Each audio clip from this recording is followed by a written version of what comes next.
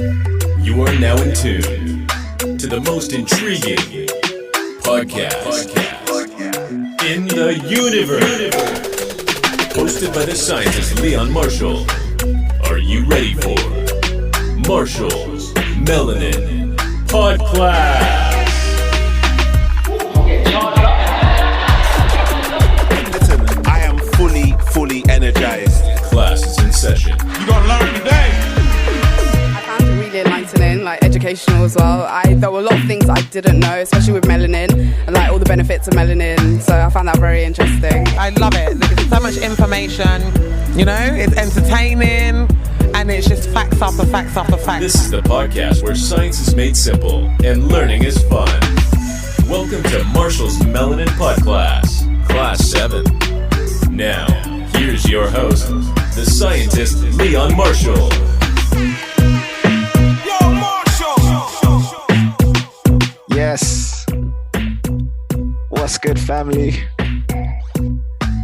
My name is Leon Marshall and you're tuned into Marshall's Melanin PODCLASS, Class 7. Big up everyone who's listening right now. Big up the family in the chat. Welcome. Let me know how I'm sounding, family. Put some ones in the chat if you can hear me clearly. We don't want no gremlins tonight.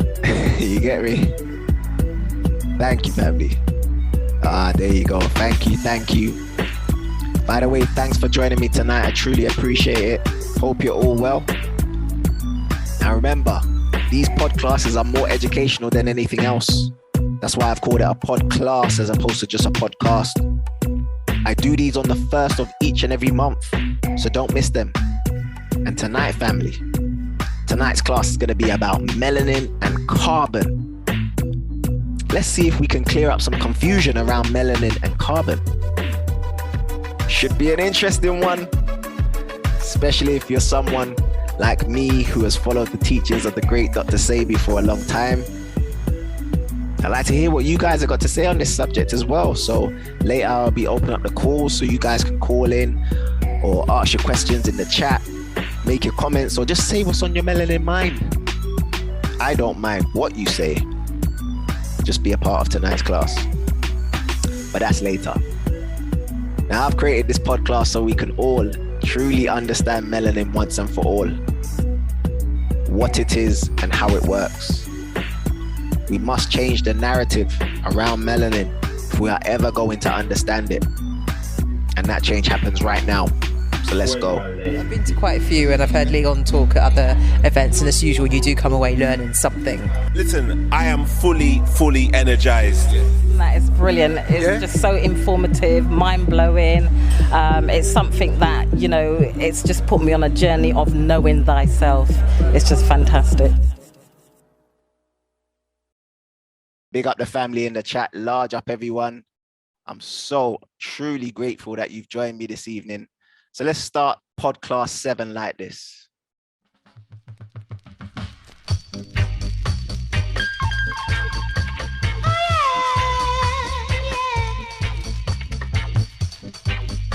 Large up from Tanzania. Greetings, family. Black is the color of my skin. Woo! Black is the life that I live. We're going to be talking about that blackness tonight, that darkness. And I'm so proud to be the Welcome, family. Welcome. And You know the tune, I want to hear you sing along.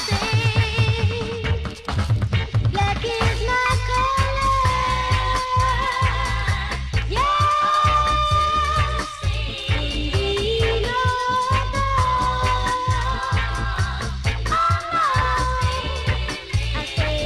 So important for us to know this information about ourselves.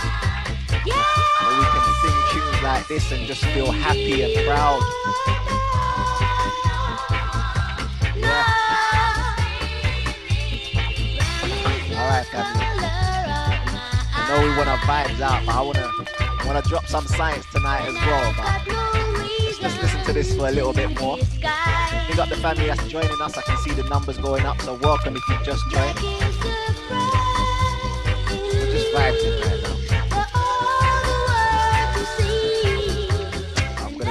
some science on melanin and carbon tonight.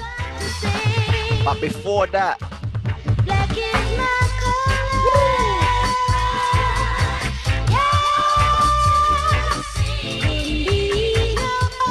greetings family, greetings Nemo, greetings Cheryl, greetings everyone that's in the chat. Black is my color.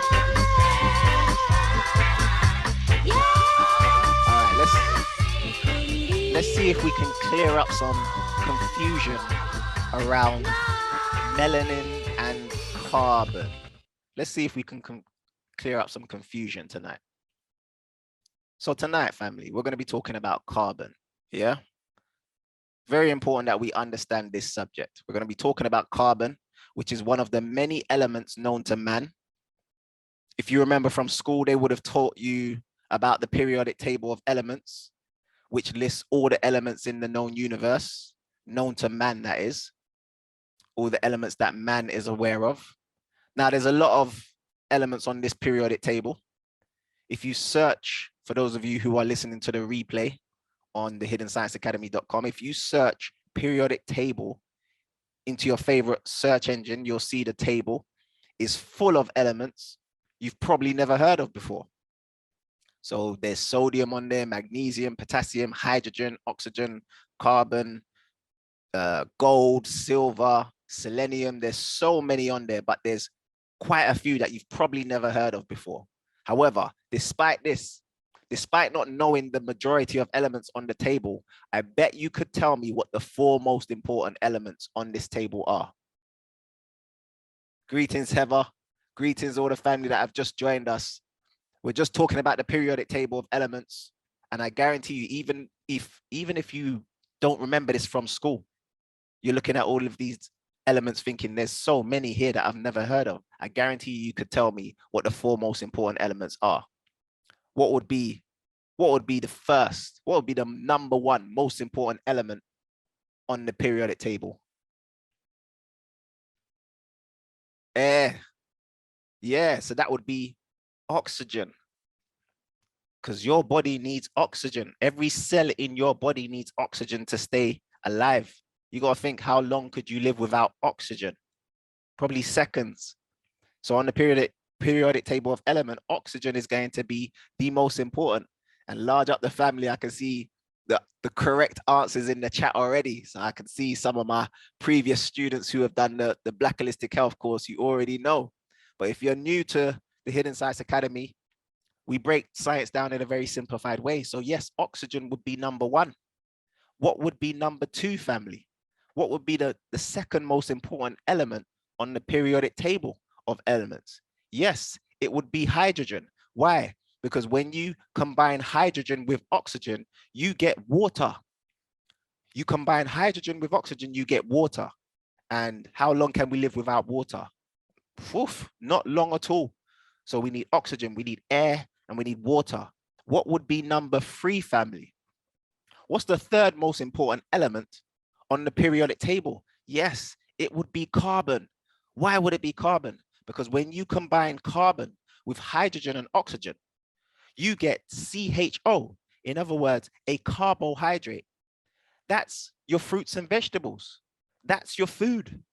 That's the original carbohydrates. All these other carbohydrates, they're fake Frankenstein carbohydrates. The original carbohydrates are your fruits and vegetables. That's CHO. That's carbon, hydrogen, and oxygen. That's your food. That's where food comes in. Yeah, so oxygen is the most important, then hydrogen for water, then carbon for your food. What's number 4, family? Anyone know what number 4 is? What's the 4th most important element? It is nitrogen. Now, why nitrogen? Because when you combine nitrogen to carbon, hydrogen, and oxygen, you get proteins or amino acids. And the amino acids are your building blocks for proteins. So this is what proteins are made up of. Proteins are made up of carbon, nitrogen, hydrogen, and oxygen. These are the 4 most important. There are other important ones as well, but these are the 4 most important ones. Yeah. Now, why is it important to understand this? Why is it important to understand this? Because a wise man once said that melanin doesn't exist. because it doesn't appear on the periodic table of elements. Does anyone know who that wise man was? That wise man, family, was Dr. Sebi. Now, Dr. Sebi, he's one of the master teachers when it comes on to, you know, biochemistry, how the body works, how the black body works. Yeah. Now, here's a short clip of him talking about melanin and carbon. Listen carefully. Dr. Sebi, we were talking before the camera started rolling. What is melanin and what is carbon? Tell us about those two minerals, or whatever they are. Melanin is not a mineral. Okay.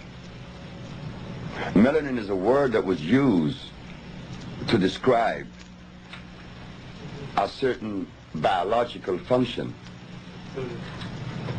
But that particular identification or category or thing, melanin,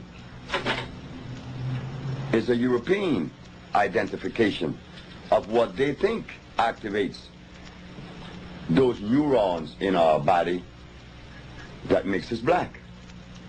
But when you break down our body, our biological structure, into what we would have to put it in, which is chemistry, biochemistry, melanin has no place. It's not to be found. What is found in the body that is attributed to melanin is carbon. Carbon not only determines the quality of life in black folks, carbon determines the quality of life in every living plant that exists that is natural. If carbon is absent, there's no life. Family, what do you think of that? Now, he's kind of right. He's kind of right, because if you looked at the molecular structure of melanin, you'd see that it's made up of carbon, hydrogen, nitrogen, and oxygen. This is the molecular structure of melanin. Now, check this out. What does everyone associate melanin with? Blackness. Being black, yeah? So if melanin is made up of carbon, hydrogen, nitrogen, and oxygen, which one of these elements is responsible for making melanin black? Well, let's start with oxygen. Oxygen is a gas. It has no color. It is colorless. It's invisible as well. So it can't be oxygen. It can't be oxygen that we attribute that blackness to with regards to melanin. What about nitrogen?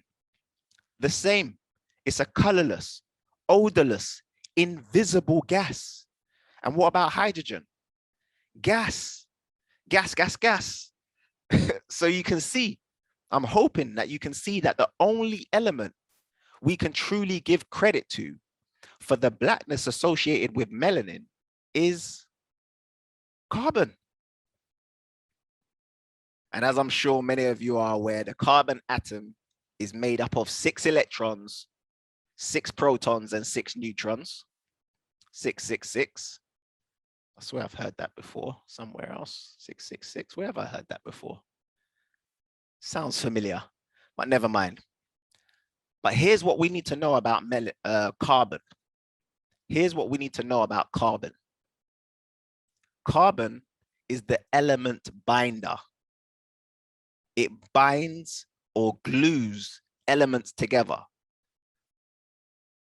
So you see earlier where I was talking about the periodic table of elements. When you look at those elements individually, they can bind to some of the atoms. But carbon is the most powerful at binding to pretty much all of them. It binds or glues elements together. That's what you need to know about carbon. And no one explains this better than the master teacher himself, Professor Kaba Hiawatha Kamene, who I had the pleasure of being on the same platform with a couple of days ago. Family, did you catch that webinar? Anyone catch that webinar? Put some ones in the chat if you caught that webinar. That webinar was fire, absolute fire. Yeah, big up the family that caught that one. It was unbelievable, unbelievable.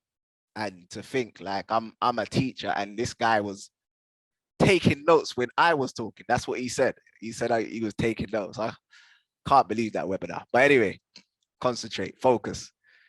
Listen to what he says in this clip regarding melanin and carbon. Listen carefully. Powerful clip. What is melanin and why is it so powerful? Melanin is a molecule. And Dr. Sabi used to always tell me, you're always talking about melanin, but what you have to really look at is carbon. Carbon is the atom. It's like cosmic glue. You have other atoms or elements, but you basically have four major on the earth: oxygen, nitrogen, hydrogen, and carbon. You can put no more than four together: nitrogen, hydrogen, oxygen. You could put part hydrogen, 2 parts of oxygen together, you have water. You can put 2 parts hydrogen, 2 parts oxygen together, and you have hydrogen peroxide. You can do the same thing with nitrogen, but you can't put no more than 4 atoms together to create anything. Once you introduce carbon, the black, once you introduce carbon, you create the millions and billions of molecules that exist. Carbon is the cosmic glue. It is the evidence of everything and all that exists. Because when you go outside, you look up into the heavens, what do you see? You see blackness. That's cosmic melanin. But the way in which it represents itself on the planet comes from the greenness in plants and basically the melanin that is in human beings and animals too. And so melanin is a molecule that becomes very important as it relates to life.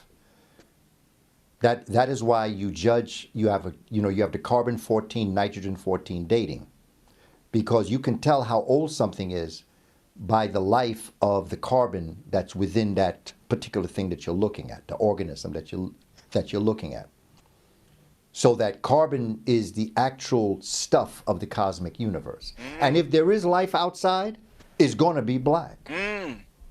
So don't be bringing no Europeans down here as extraterrestrials, because they don't exist. When the spacemen come from outer space, they're going to be black. Jeez. Or brown. Or melanated, because that's the stuff of the universe. Stars are known as nanodiamonds. Stars started off as dark matter being pushed in by dark energy. And is being pushed in, being pressured in. And when there is no more space inside of that teeny weeny nugget of blackness, it implodes. That becomes a star. Stars are crystallized blackness. When you're looking up in the heaven, blackness isn't in the stars. Stars came out of blackness. That's why people say erroneously that there's nothing faster than the speed of light. That's not true. Faster than the speed of light is the speed of darkness, because everywhere that speed travels, darkness is there before light got there. Make sense? Because it's right here. It's right in front of us to see. When you look up there and you see the stars, those stars are crystallized blackness.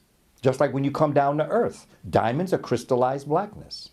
The fossil fuels and things that are in the earth put under a lot of pressure, they crystallize into what we call diamonds. That's what humans are.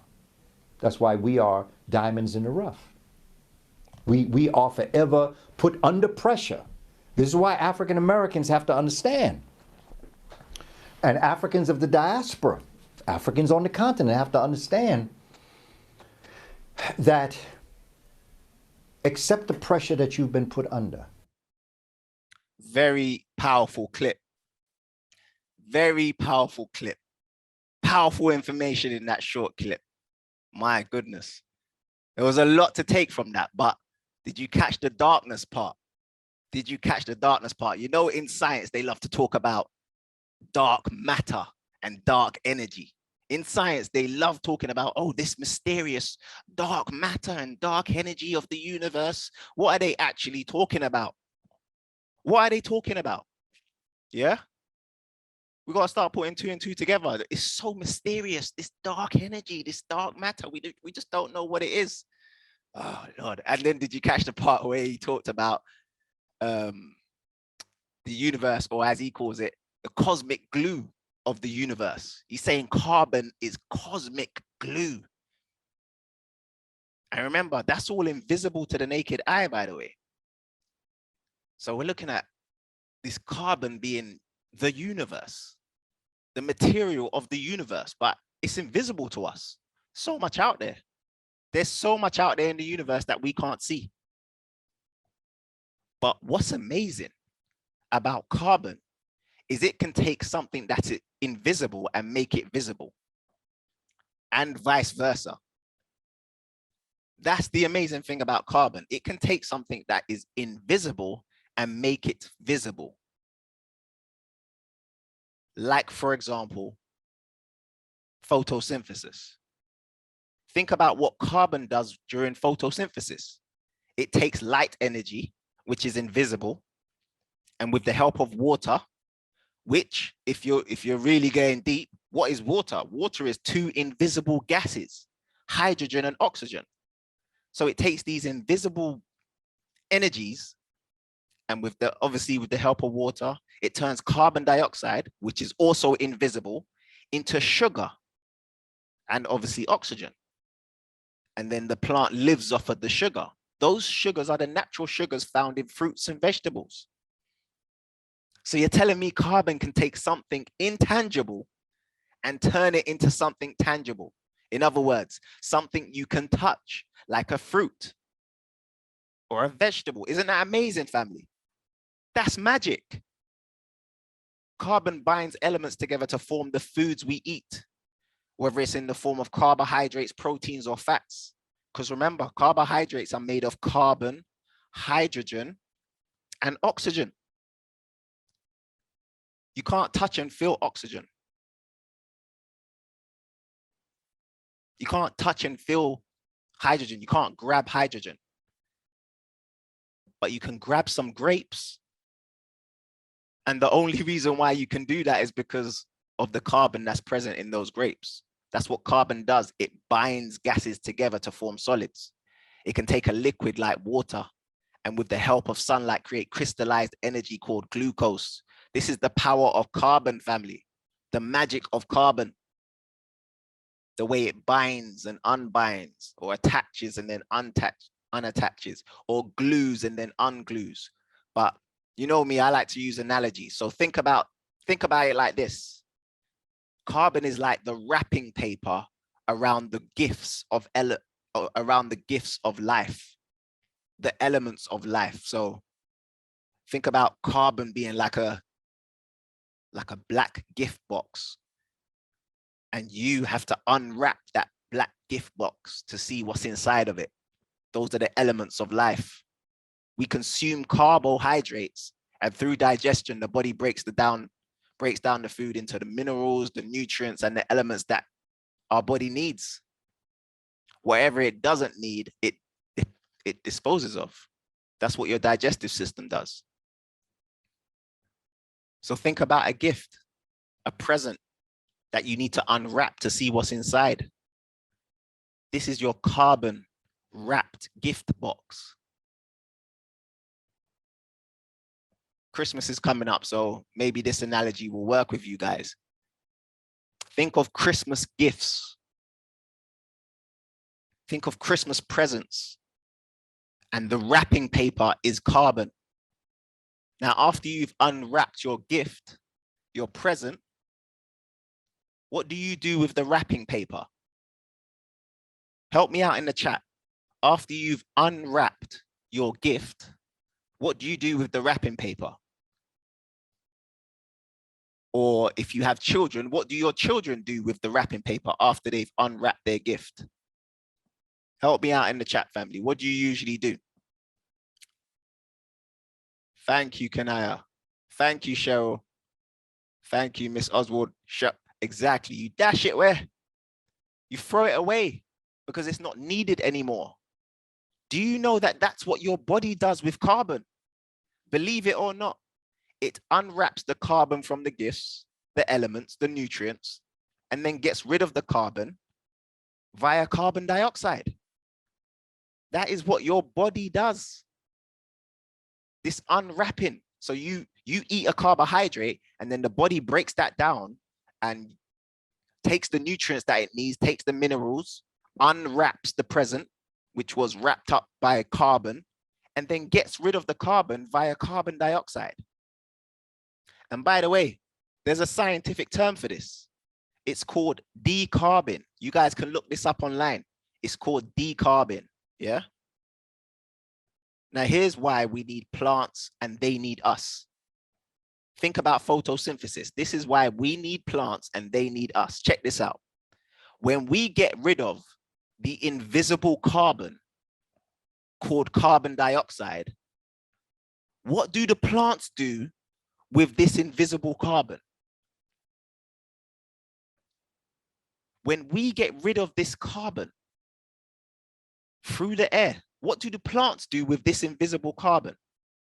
They breathe it in and make it visible in the form of food. Isn't that amazing? That's the magic of carbon.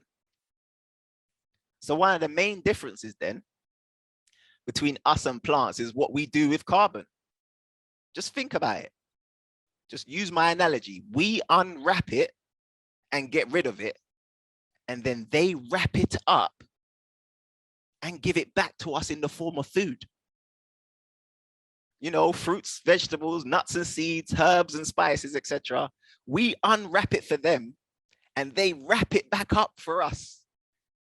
Ain't that crazy? This is the carbon cycle. This is what the whole world relies on.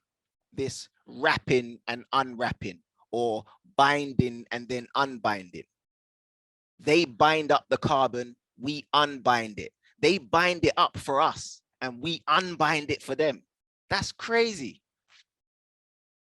They make it visible, we make it invisible. That's why we need them and they need us.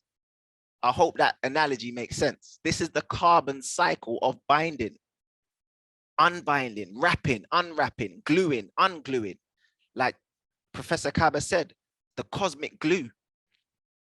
Whichever analogy works best for you, so you can appreciate the importance of carbon and appreciate the importance of us and plants to this cycle of life. All right, so let me address the elephant in the room. Is it melanin or carbon? Well, like the master teacher, Professor Kaba said, melanin is like the cosmic glue, or he said carbon is like the cosmic glue. It glues everything together. It binds or unites everything together. Think about all the atoms and elements that exist in the universe. According to the master teacher himself, Kaba Hiawatha Kamene, he said, once you introduce carbon, you know, that blackness, you create the millions and trillions of molecules that exist. Carbon is the evidence of everything in all that exists. No carbon, no life.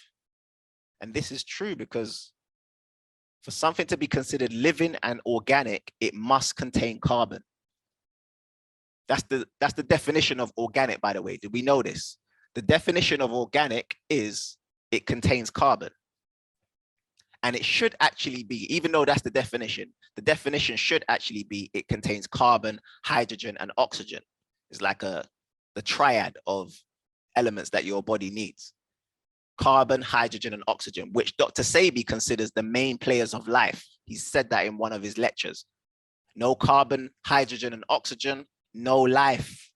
Dr. Sebi is 100% correct where that's concerned. But if we take Dr. Sebi's words on just face value, now listen to me carefully, family. If we take Dr. Sebi's words about melanin on just face value, we could say that there's no such thing as protein. It's carbon. Because as you now know, what elements make up a protein? As you now know, what elements make up a protein? And remember, your body's made of protein. Your muscles are made of the amino acids of proteins and that sort of stuff. So if we go by Dr. Sebi's, words with just face value, we could say there's no such thing as proteins. It's carbon. Why would we say that? Because proteins are made of what? Carbon, hydrogen, oxygen, and nitrogen.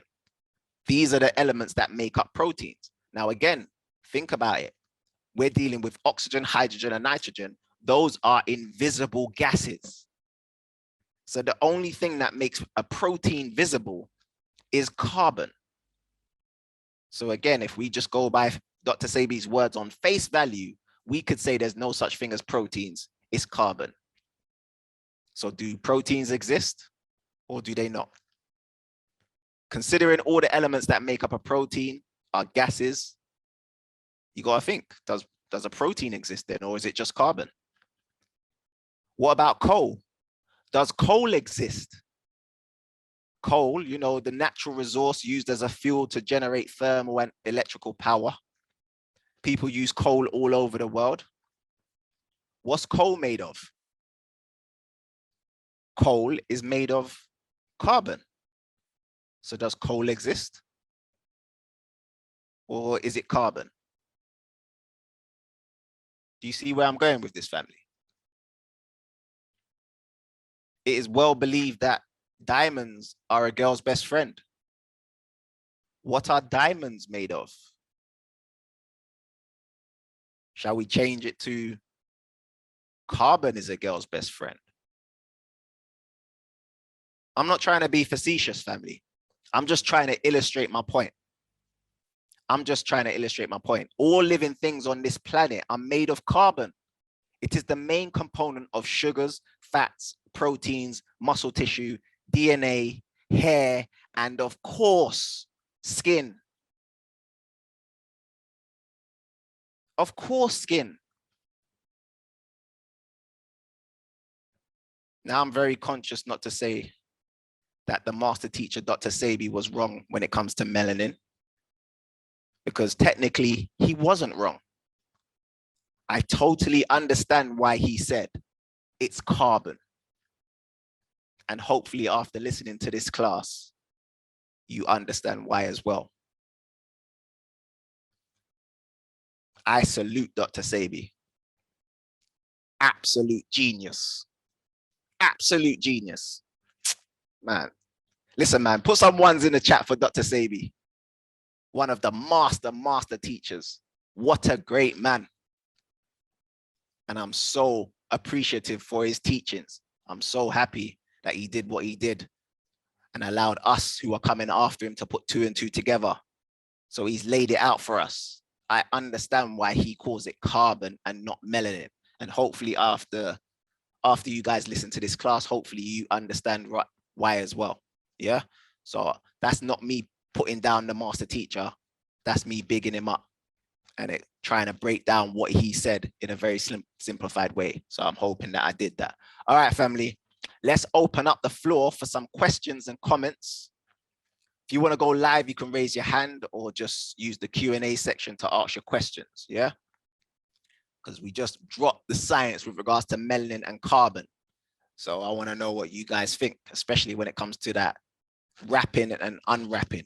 And I don't take credit for that, by the way. I got that from Dr. Inky. So I'm going to big up Dr. Inky, Minister Inky. He was talking about, human beings, we decarb.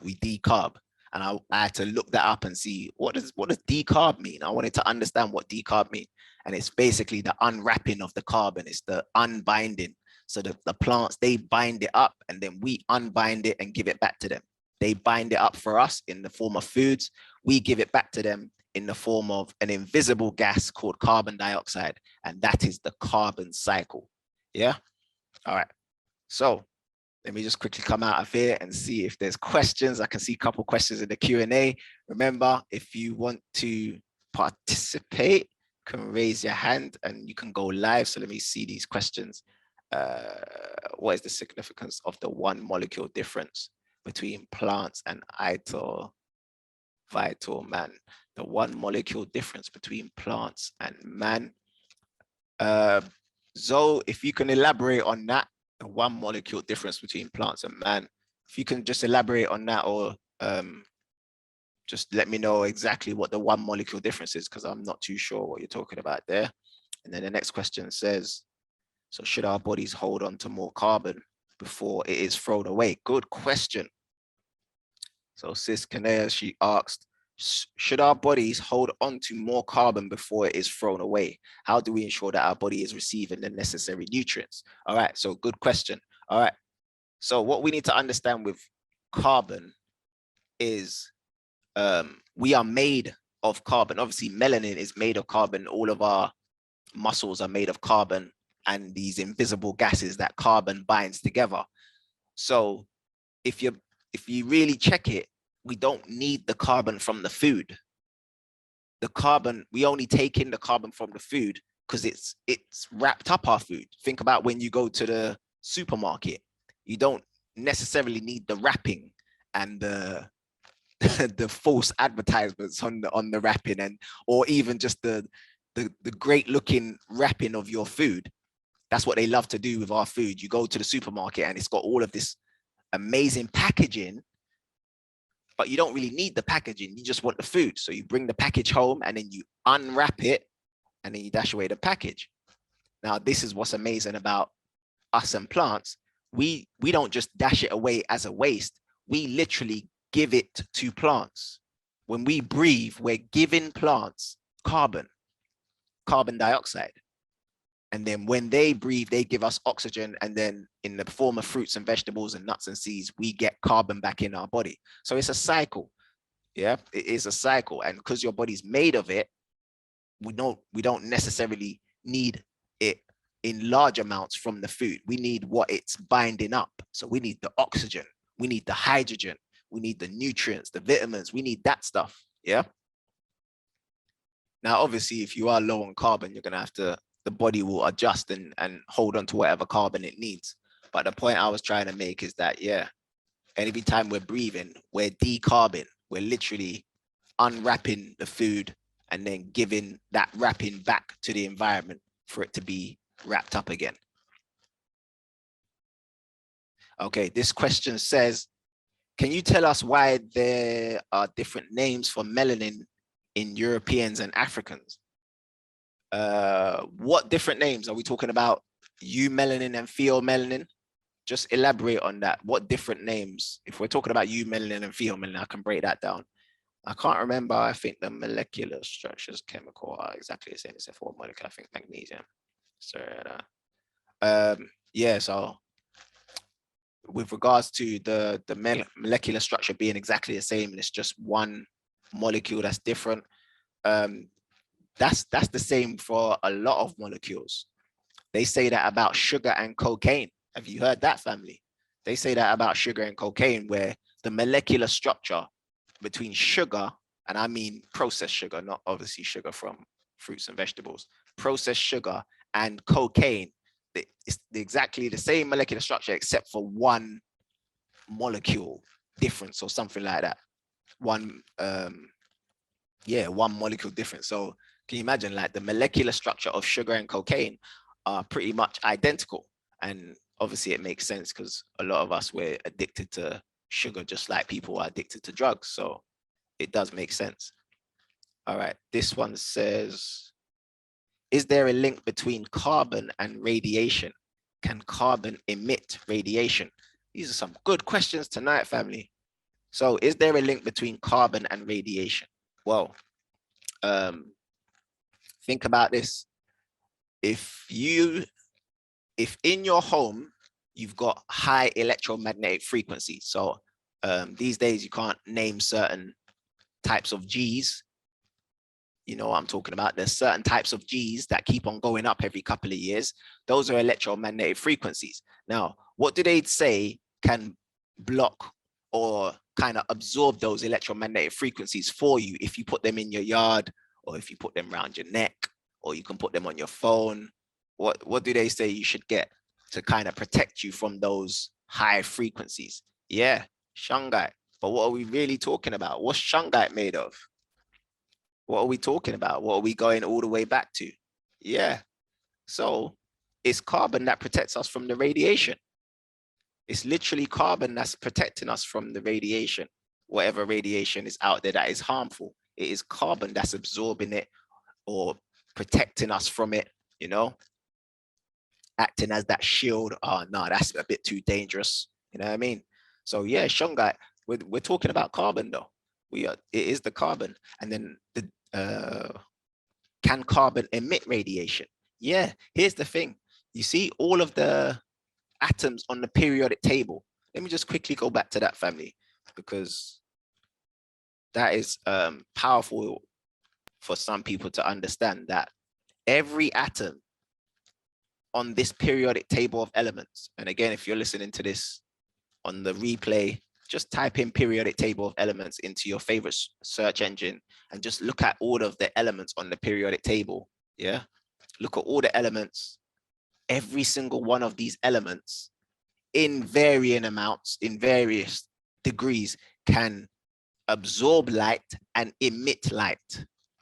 In other words, radiation. Every single one of these atoms has the ability to absorb. Some of them absorb more than others, obviously, but every single one of them has the ability to absorb and emit light. And when it emits light, they call that its electromagnetic signature. I think it's called spectroscopy.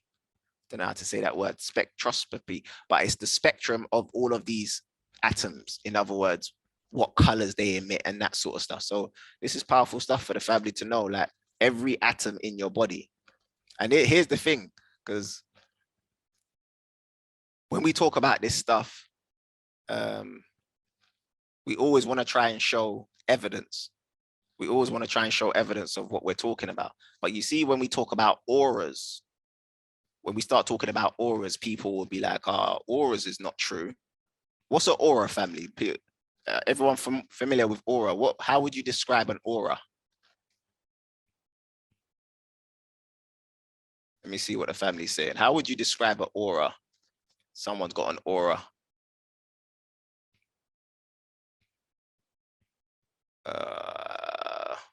Let me come out of this because I can see that we might have some gremlins in the building, but let me see.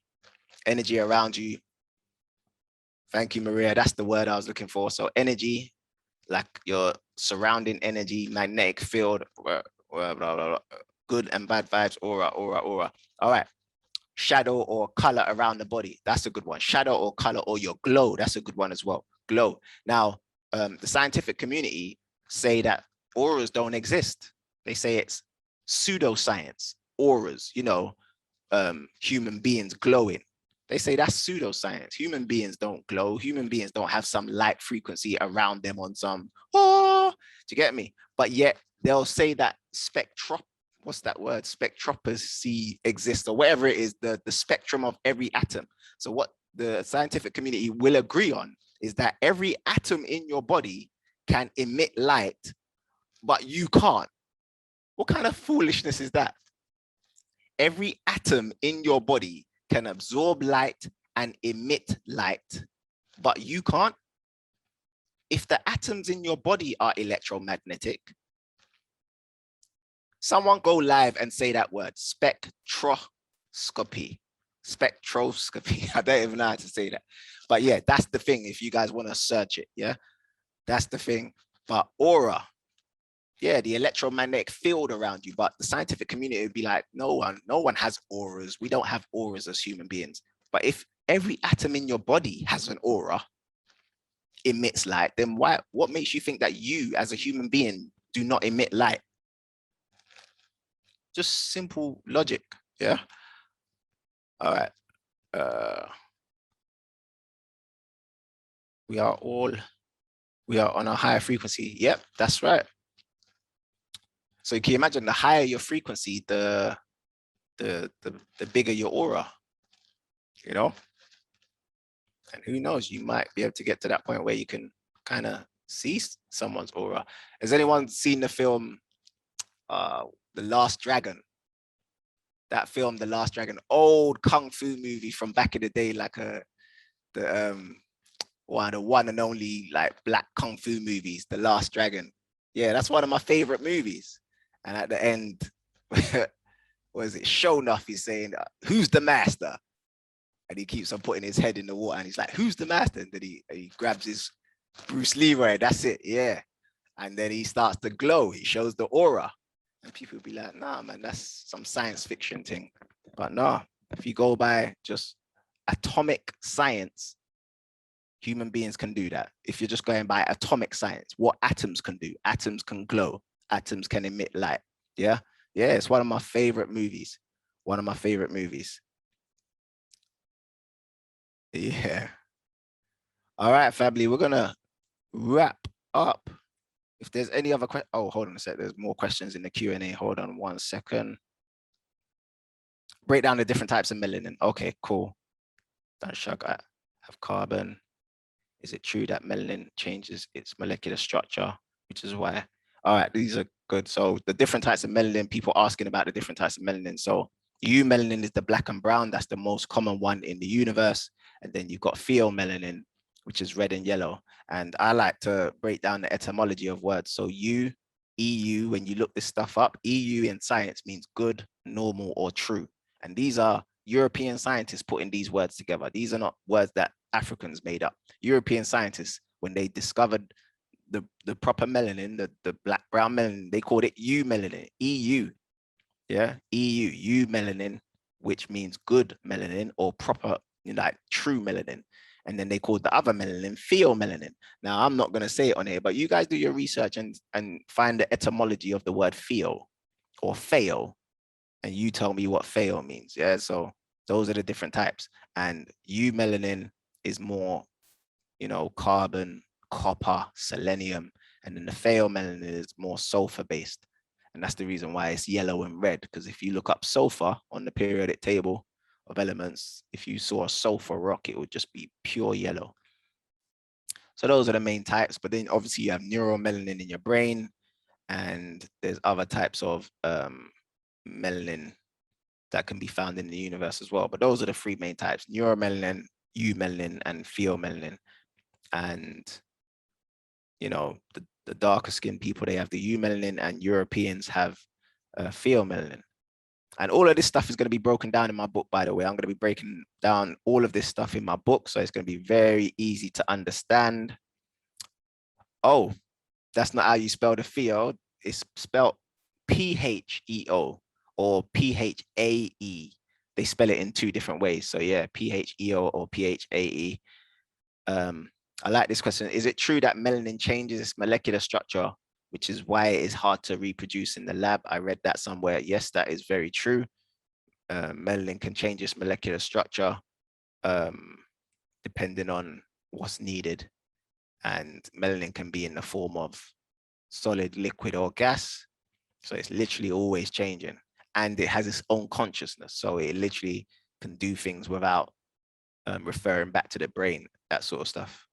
So it makes you think, like in Dr. Timothy Moore's book, he says that your skin melanin is like a brain, which means you have a brain all over your body. That's how powerful melanin is. It has its own consciousness.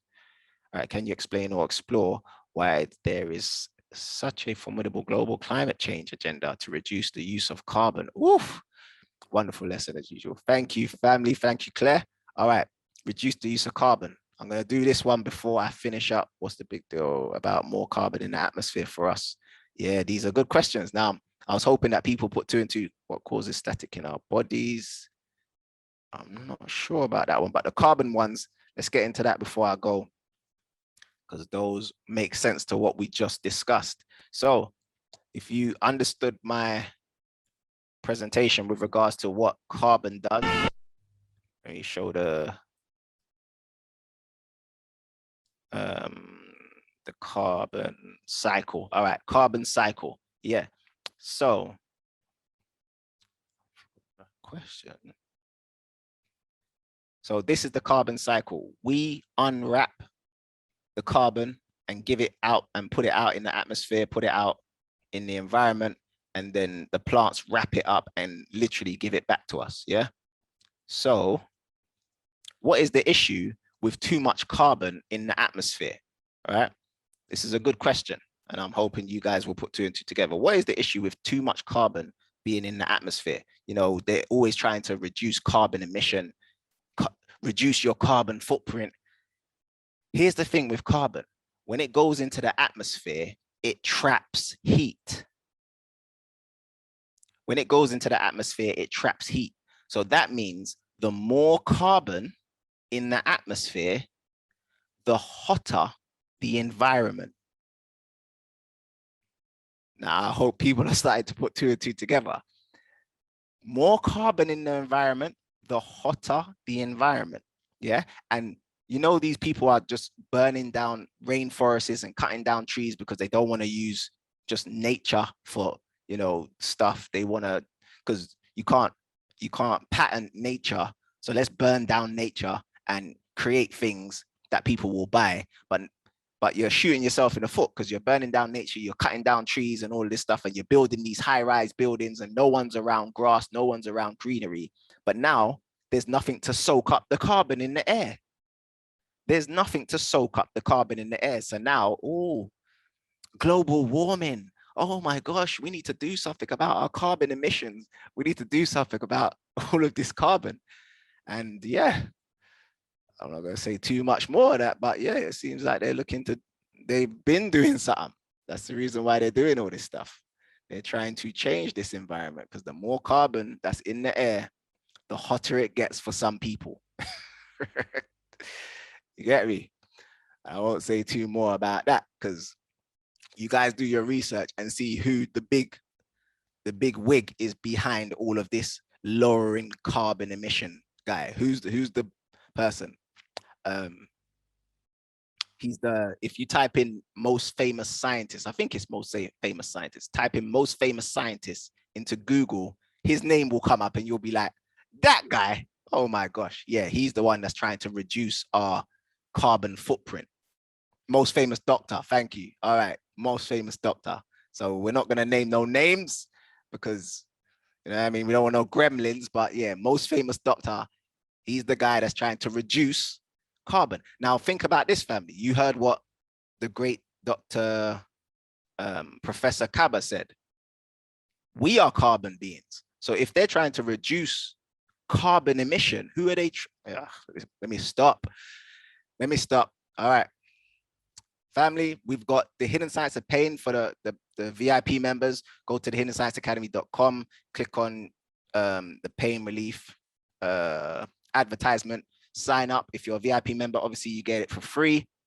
If you're not a VIP member, we're still going to have the Black History Month offer open. So go to the hiddenscienceacademy.com, sign up, become a VIP member. You get this course and all of our courses for free. We've got some powerful courses coming up in the next couple of months, family. You want to be a part of this. So just sign up. We've made it very affordable during Black History Month for you guys. So go to the hiddenscienceacademy.com, click on that advertisement and sign up. This course starts Wednesday, family. It's in the next couple of days. And by the way, we've got the Wellness Weekender. I know I'm going to make people jealous, but I'm actually going to Jamaica next week. I'm going to a retreat. I'm one of the main speakers at a retreat. So I'm going to be at a wellness retreat in Jamaica for pretty much the whole of November. But then when I come back, we're doing this, family. So we're doing the Wellness Weekender. It's going to be at a Village Hotel in Watford. It's a 3-day package from Friday, the 17th of December to Sunday, the 19th. And here's what you're getting, family. It's a very nice hotel. That's supposed to say 2 nights. 2-night stay with bed and breakfast, outstanding facilities, 2 restaurants, 1 sports bar, state-of-the-art gym. You're going to get a buffet on Saturday. You're going to get lectures on Saturday. Andrew Mohammed, Leah Salmon, myself, Sahu Teo Shen. There's free parking, free Wi-Fi, indoor pool, fitness center, sauna, jacuzzi. It's going to be absolutely amazing. So yeah, you guys will be able to sign up to that from tomorrow because that will be on the site from tonight. So you guys can sign up to that. And obviously, if you're a VIP member, you get a discount. So we'll let you know about that one. All right, family. And of course, my book is coming. And that's another reason why I want to go to Jamaica and just have those nice frequencies, those nice vibes, charging up my carbon, charging up my melanin so I can finish this book for the family and get it out there, hopefully before the end of the year. But yeah, I'm gonna be absorbing some new knowledge whilst I'm out there. The sun's gonna give me some new insight into carbon and melanin and that sort of stuff. So I'm looking forward to being out there and finishing the book and all of that. So large up everyone for joining me. It's been fun as always. Remember, we do this the first of each and every month. Sorry if I didn't get a chance to answer your question. Remember, we're trying to keep these short and sweet so it doesn't overwhelm people. I really want your children to be able to listen to this and be like, oh my gosh, that was so simple. It makes so much sense. So I'm trying to keep them under an hour or around an hour. Sometimes they go over, but that's how it goes. Yeah.